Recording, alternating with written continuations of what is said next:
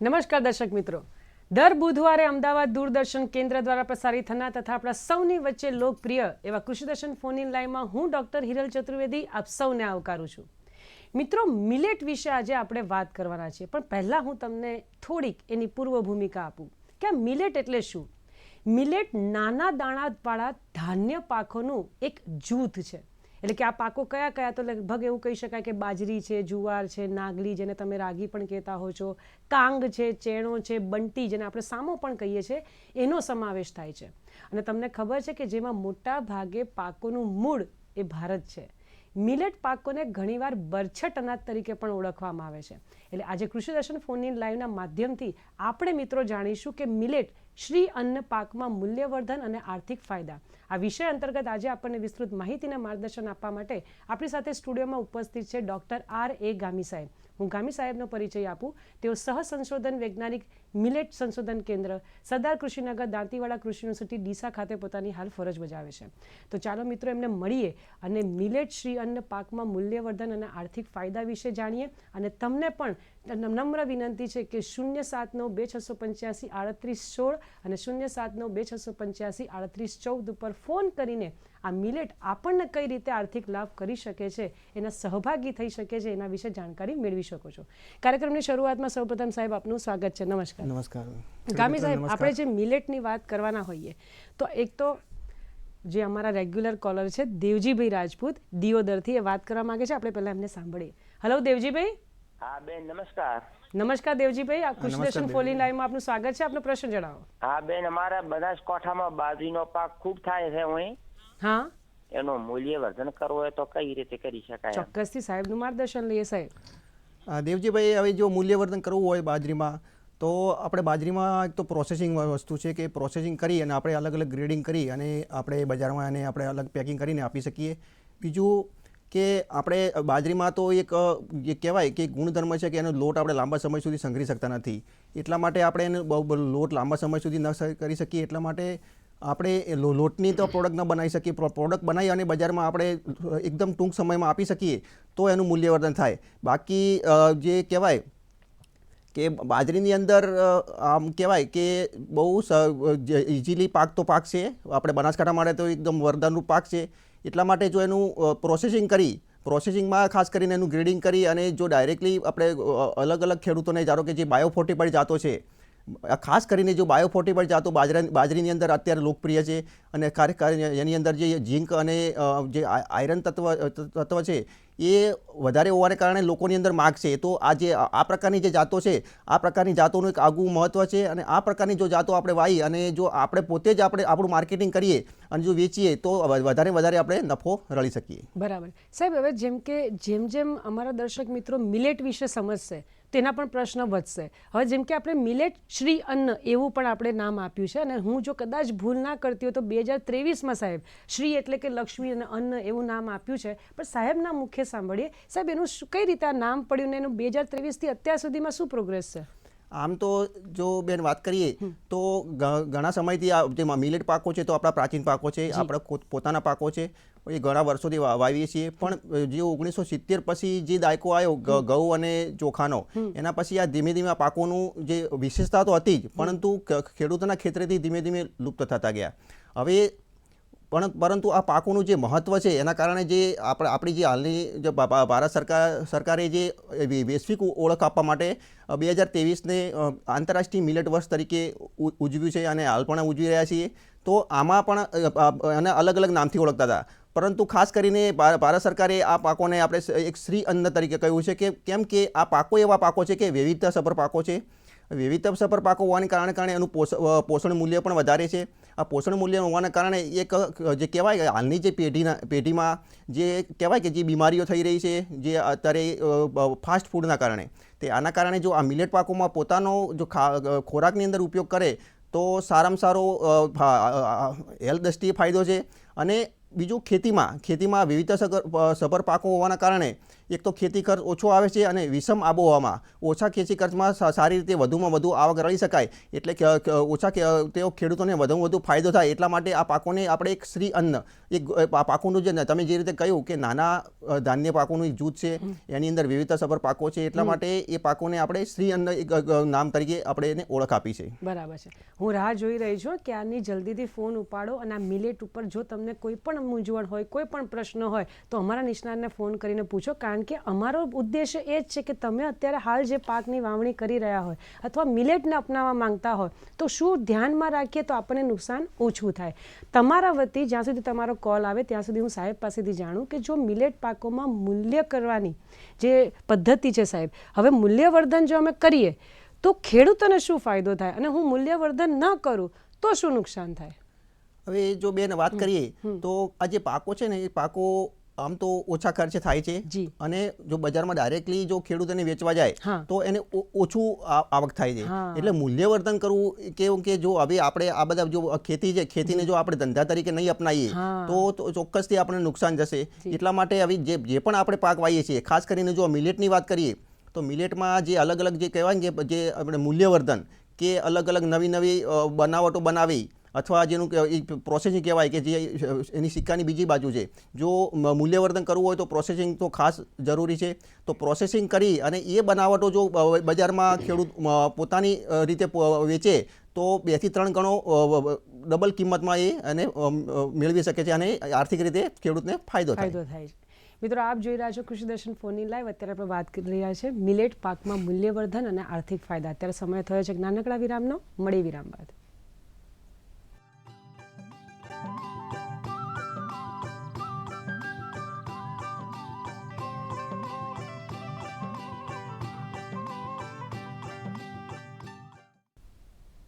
વિરામ બાદ ફરીથી આપનું સ્વાગત છે મિત્રો. આપ જોઈ રહ્યા છો કૃષિ દર્શન ફોનની લાઈવ. અત્યારે આપણે વાત કરી રહ્યા છે મિલેટ શ્રી અન્ન પાકમાં મૂલ્યવર્ધન અને આર્થિક ફાયદા.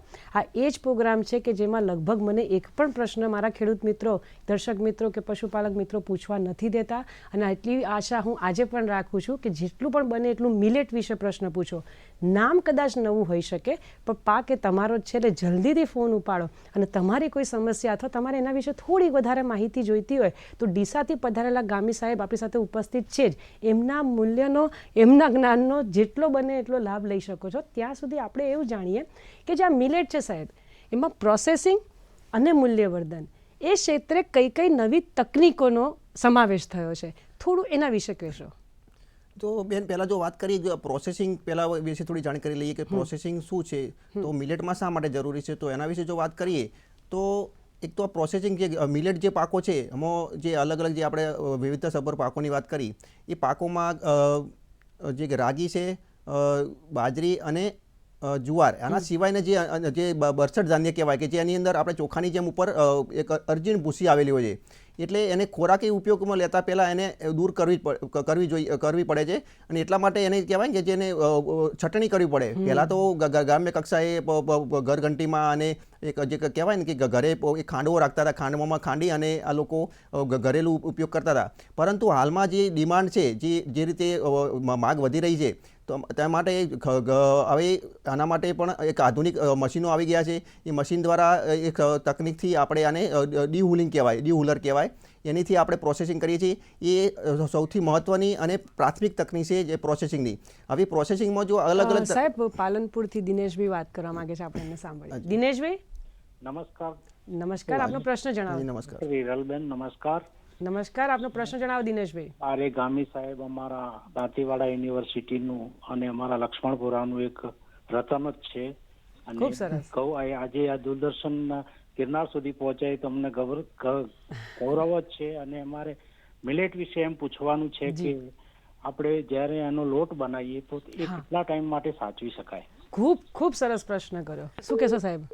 સરસ. આપણે જો વાત કરીએ તો આપણે જે અમુક મિલેટ છે, મિલેટની અંદર બાજરીનો લોટ તો આપણે જલ્દી એની અંદર ફેટનું પ્રમાણ વધારે હોવાથી એ જલ્દી બગડી જાય છે. પણ આ સિવાય બીજા જે લોટ છે, જુવાર છે, બીજા પછી રાગીનો લોટ છે, આ લોટ તો આપણે 2 થી 3 મહિના સુધી સાચવી શકીએ છીએ. અને એ જો વિશેષ કરીને વાત કરીએ તો આનું આપણે જે એક પ્રકારનું મૂલ્યવર્ધન પણ કરી શકીએ. ધારો કે જુવાર છે, અને જે રાગી આનો લોટ બજારમાં પેકિંગમાં મળે છે. તો આનો લોટ કિલોનો 70 થી 80 રૂપિયા કિલો વેચાય છે. તો આ એક પણ પ્રકારની મૂલ્યવર્ધનની વાત છે કે આવા જો લોટ આપણે ખેડૂત પોતે જો પોતે ઘરે ઘંટીમાં દળી અને પ્રોસેસિંગ કરી અને જો વેચે તો 2 થી 3 મહિના સુધી બગડતો નથી. તો સારામાં સારી આવક રળી શકે છે. બરાબર. જે દિનેશભાઈએ પાલનપુરથી ક્વેશ્ચન કરે ને સર, એટલે મને પણ એક પ્રશ્ન આવ્યો, કારણ કે મિત્રો આપણે બહુ સાંભળીએ છીએ કે જેમ કે આજકાલ પાકમાં જૈવ શુદ્ધિકરણ, પણ એના કરતાં ખેડૂતો એવું પણ કહે છે સાહેબ કે બાયો ફર્ટિફિકેશન જે છે, આ શબ્દ બહુ પ્રચલિત થયો છે મિત્રો, પણ એ છે શું અને મિલેટ પાકોમાં એનું શું મહત્વ છે, આપણે સાહેબના મુખ્ય સાંભળીએ. સાહેબ, હવે જો વાત કરી બેન આપણે કે જે બાયો ફોર્ટિફિકેશન એને જે જૈવ શુદ્ધિકરણ અંગ્રેજીમાં આપણે ફોર્ટિફિકેશન કહીએ છીએ. તો જે આપણે અત્યારે જુઓ છો માર્કેટની અંદર અલગ અલગ પ્રકારના જે લોટ મળે છે તૈયાર કંપનીના, એની અંદર ફોર્ટિફિકેશન થઈ અને જે જુદા જુદા જે તત્વો ઉમેરી અને બજારમાં એ ઉપલબ્ધ કરાવે છે અને એના કારણે એની કિંમત પણ વધારે હોય છે. હવે જે બાયો ફોર્ટિફિકેશન છે, કાલાવડથી સાગરભાઈ છે, આપણે એમને સાંભળીએ પછી વાત કરીએ. સાગરભાઈ, હા બોલો. કૃષિ દર્શન ફોનની લાઈનમાં આપનું સ્વાગત છે, આપનો પ્રશ્ન જણાવો. આપણે રાગી છે, રાગીનું બિયારણ અને રાગીનું માર્કેટ આપણે ક્યાં જડે? હા, તમે આ એક દરેક ખેડૂતનો આ બેઝિક પ્રશ્ન હોય છે અને સમસ્યા હોય છે કે હવે આપણે અત્યારે કેમ કે અત્યારે જે મિલેટને આપણે જ્યારે માર્કેટમાં ખેતીમાં અપનાવવું છે તો પહેલાંથી મૂળ જરૂરિયાત બીજની રહેશે. તો બીજ માટે જે આપણે તમે અમારા કૃષિ યુનિવર્સિટીનો સંપર્ક કરી શકો છો. સાથે સાથે જે આનું હલકા ધાન્ય પાકોનું જે સંશોધન કેન્દ્ર છે જે વઘઈ ખાતે આવેલું છે, અથવા તમારે વિશેષ કરીને જો તમારે સૌરાષ્ટ્રની અંદર વાત કરીએ તો જામનગર ખાતે બાજરી સંશોધન કેન્દ્ર છે. તો અહીં ત્યાંથી પણ આપણે તમે કોન્ટેક્ટ કરી અને આનું સીડ તમે મેળવી શકો છો. ખાસ કરીને જો જેમાં રાગીની અંદર અલગ અલગ પ્રકારની જાતો છે, એક સફેદ અને લાલ. એમાં મૂલ્યવર્ધન દ્રષ્ટિએ જો વાત કરીએ તો સફેદ જે રાગી છે એનું સૌથી વધારે મહત્ત્વ છે. તો ખેડૂત મિત્રો જો આવી જાતોનું પસંદ કરી અને જો પોતાના ખેતરમાં જો વાવણી કરે અને મૂલ્યવર્ધન કરે તો વધારે વધારે આવક મેળવી શકે. એના માટે અલગ અલગ કૃષિ યુનિવર્સિટી દ્વારા બીજ ઉત્પાદનનો પ્રોગ્રામ લેવામાં આવે છે. અત્યારે તો શરૂઆત છે, પણ ધીમે ધીમે જ્યારે માર્કેટમાં જશે તો કંપનીઓ પણ પોતાનું સીડ પ્રોડક્શન કરશે અને વેચશે. પણ અત્યારે કૃષિ યુનિવર્સિટીમાંથી તમને આનું બીજ તમને મળી શકે છે, જે અલગ અલગ જાતોનું. સાહેબ, અત્યારે આણંદથી મહેશભાઈ આપની સાથે વાત કરવા માંગે છે. મહેશભાઈ, હા બોલો, આપનો પ્રશ્ન જણાવો. આ બાકો છે, કોજરા છે, આ બધું એ છે, એનું ઉત્પાદન કેટલું મળે છે એકર એવું? હવે જો એ જાતો ઉપર છે, જ્યારે કે દેશી જાતો હોય તો વીઘાએ 1500 થી 2000 વીઘાની વાત કરીએ તો આપણે 4 વીઘાની જે હેક્ટરમાં જે દર છે એની અંદર વાત કરીએ તો 1500 થી 2000 જેટલું કોજરાની અંદર આપણે ઉત્પાદન મળે છે. એટલે એ પ્રમાણે જો વીઘાએ વાત કરીએ તો 500 થી 600 કિલો સુધી આપણને ઉત્પાદન મળી શકે. આમાં ખાસ કરીને જો વાત કરીએ તો આ બધા કે દ્વિહેતુ પાકો છે. આપણને દાણાનો પણ ફાયદો થાય, સાથે સાથે જે ઘાસ મળે છે એ ઘાસનો આપણે પશુપાલન માટે પણ નિર્માણ માટે પણ આપણે ઉપયોગ કરી શકીએ. જેમ આપણે જાત વિશે વાત કરી, જેમ આપણા દર્શક મિત્રએ, જેમ આપણા સાહેબ કહી રહ્યા હતા કે જે બાયો ફર્ટિફિકેશન છે એની અંદર જ આપણે જો એક પ્રશ્નને આવરી લઈએ તો સાહેબ આ જૈવ શુદ્ધિકરણની જે જાતો છે એના વિશે પણ થોડીક અમારા દર્શક મિત્રોને આપ માહિતી આપો. જો આપણે જે વાત કરી રહ્યા હતા જૈવ શુદ્ધિકરણની, તો અત્યારે સાહેબ ઉનાથી ધીરુભાઈ છે, આપણે પછી વાત કરીએ. હા ધીરુભાઈ, હેલો ધીરુભાઈ, સીધો સંપર્ક અમારી સાથે કરો ફોન ઉપર. નમસ્કાર. ઓલવાણ ગામ છે, અમારે પણેટી જમીન છે કે રાગી વાવી શકાય ખરું? અમારે જમીન તમારી ફળદ્રુપ નથી ને ધીરુભાઈ? અમારી સાથે સીધો સંપર્ક કરો. નહીં, ફળદ્રુપ નથી, પણાદાર છે, એટલે માટી ઓછી છે, ફળો વધારે છે. માટી ઓછી છે ને એને એ સિવાય તમે કોઈ પાકની વાવણી કરી હતી આ પહેલા ધીરુભાઈ?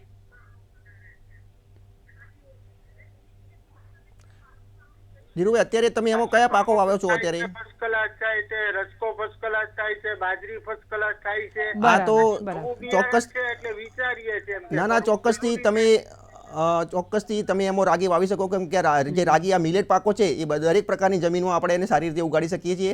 તો તમારી અંદર જો બાજરી અને જો રસકો સારી રીતે થતો હોય તમારી જમીનમાં તો ચોક્કસથી રાગી પણ સારું એવું ઉત્પાદન આપશે. તો તમે સારું એક જાત પસંદ કરી કૃષિ યુનિવર્સિટીનો સંપર્ક કરી તમે જાતનું બિયારણ મેળવી અને તમે ખેતી ચોક્કસથી શરૂઆત કરી શકો છો. બરાબર છે મિત્રો, આપ જોઈ રહ્યા છો કૃષિ દર્શન ફોનની લાઈવ. અત્યારે આપણે વાત કરી રહ્યા છીએ મિલેટ પાકમાં મૂલ્યવર્ધન અને આર્થિક ફાયદા. અત્યારે ફરીથી સમય થયો છે નાનકડા વિરામનો. મળે વિરામ બાદ.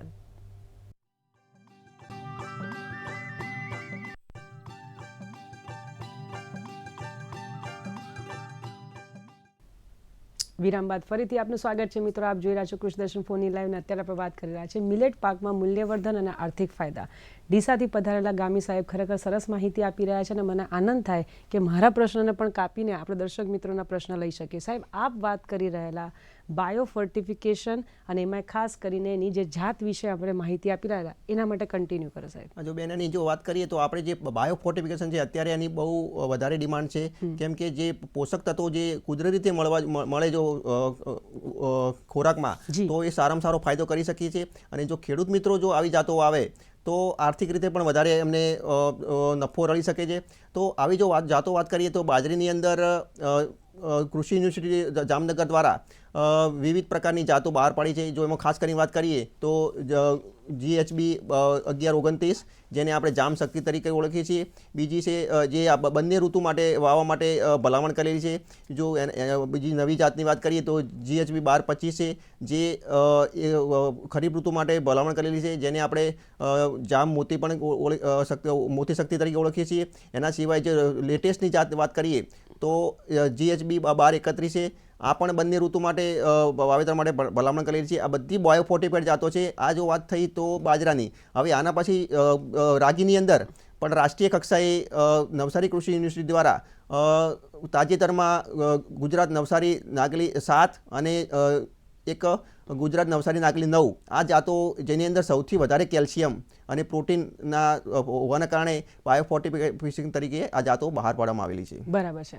જેમ સાહેબ તમે હમણાં કૃષિ યુનિવર્સિટીની વાત કરી મિત્ર, તો મને એમ થાય કે જેમ કે સાહેબ પણ કૃષિ યુનિવર્સિટીમાંથી જ પધારેલા છે, તો શું કરવા આપણે એનો લાભ ના લઈએ? અને તમારા ખૂબ ફાયદાની એક વાત તમારા થકી હું સાહેબને પૂછું.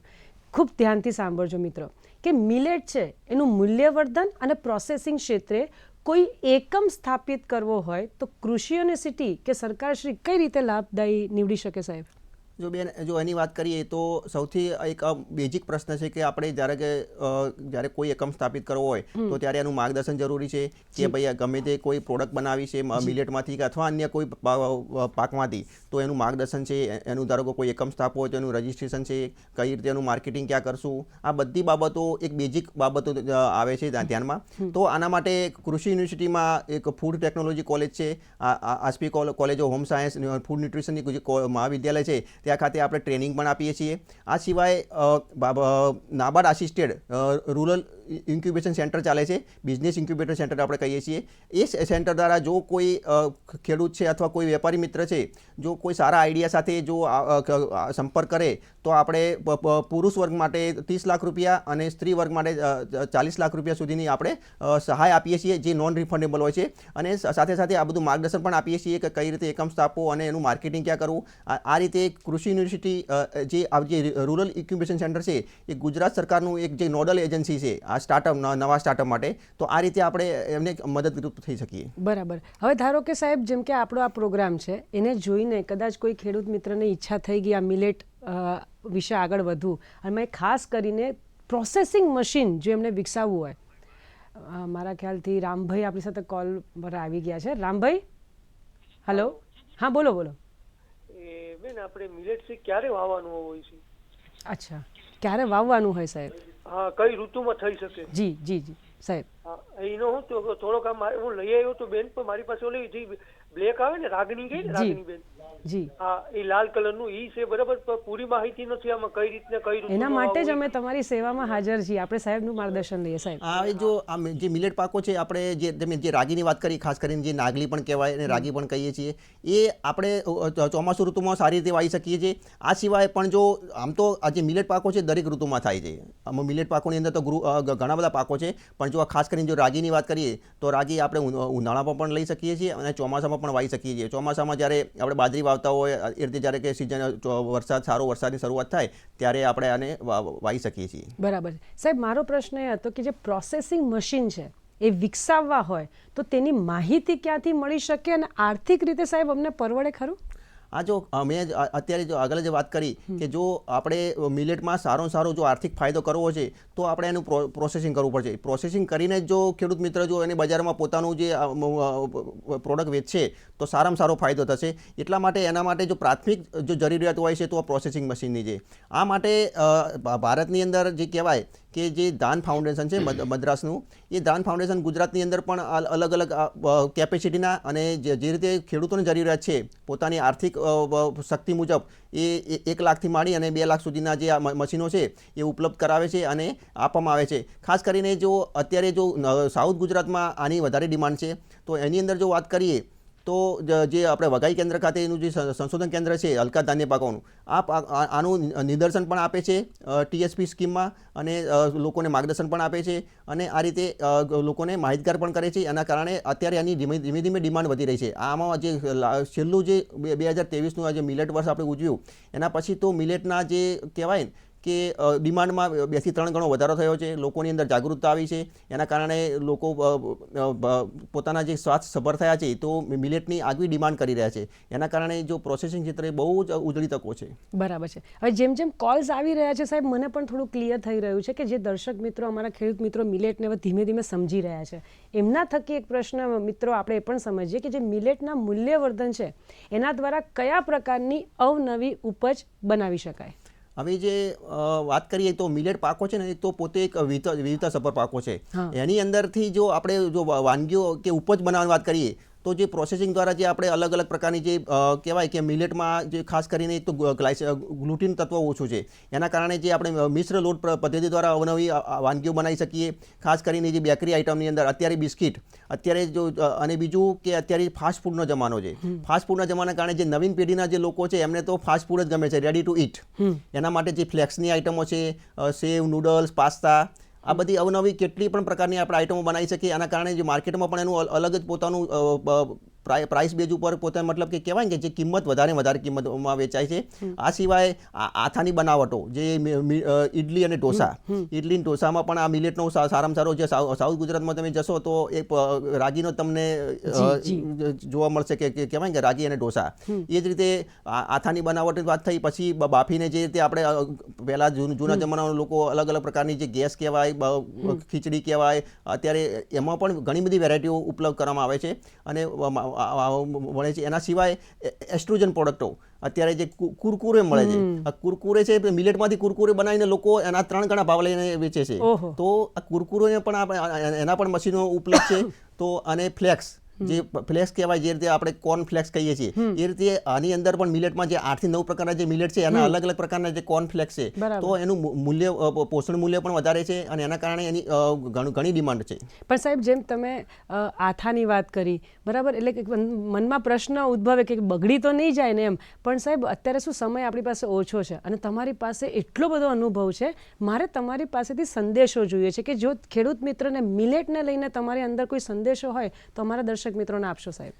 જો ખેડૂત મિત્રોને મારે એટલું જ કહેવું છે કે જે આપણે જે આ બધા પાકો છે, આપણે જે વિસરી ગયા છીએ, આ પાકોને જે ફરીથી આપણે ખેતીમાં અપનાવીશું તો એના માટે ખેડૂતોને બીજો એક જ પ્રશ્ન છે કે ભાઈ આમાં ફાયદો થશે કે નહીં થાય. પરંતુ જે રીતે આપણે સરકારશ્રી દ્વારા જે રીતે આ પાકોને જે મહત્વ આપી રહી છે, એના કારણે જે એનું પોષણ મૂલ્યના કારણે જે વધારો થઈ રહ્યો છે ડિમાન્ડમાં, તો ચોક્કસથી કોઈ ખેડૂત મિત્રો, જો મારું તો એક જ કહેવું છે કે ડાયરેક્ટલી તમારી જે પણ આપણે જે કહેવાય કે પાક છે એને સીધી રીતે ખેતરનો પાક સીધી રીતે માર્કેટમાં ન વેચતા જો એનું પ્રોસેસિંગ કરીને તમે વેચશો તો જે 2 થી 3 ગણો ભાવ તમને મળશે અને તમને આર્થિક રીતે સારામાં સારો ફાયદો થશે. સાચી વાત છે. અને સરકાર શ્રી મદદ પણ કરી રહી છે, એનું મહત્વ પણ આપી રહી છે અને એનો લાભ આપણે લઈએ તો આર્થિક રીતે આપણો પણ ફાયદો થાય અને દેશને પણ ફાયદો થાય. સાહેબ, ખરેખર ખૂબ મજા આવી. ડીસાથી આપ અહીંયા પધાર્યા અને અમારા દર્શક મિત્રોને મિલેટ પાકમાં મૂલ્યવર્ધન અને આર્થિક ફાયદા વિશે જે માહિતી આપી તે બદલ અમદાવાદ દૂરદર્શન કેન્દ્ર વતી તથા અમારા તમામ મિત્રો વતી હું આપનો ખૂબ ખૂબ આભાર માનું છું. નમસ્કાર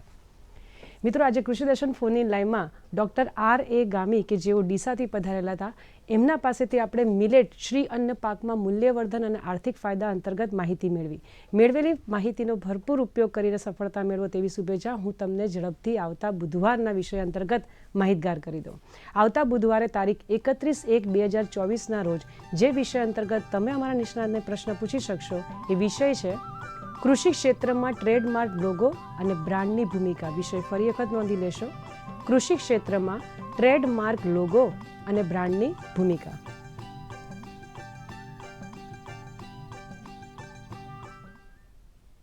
કૃષિ દર્શન ફોન ઇન લાઈવ અહીં સમાપ્ત કરીએ છીએ. ફરી મળીશું એક નવા વિષય સાથે. ત્યાં સુધી રજા આપશો. નમસ્કાર.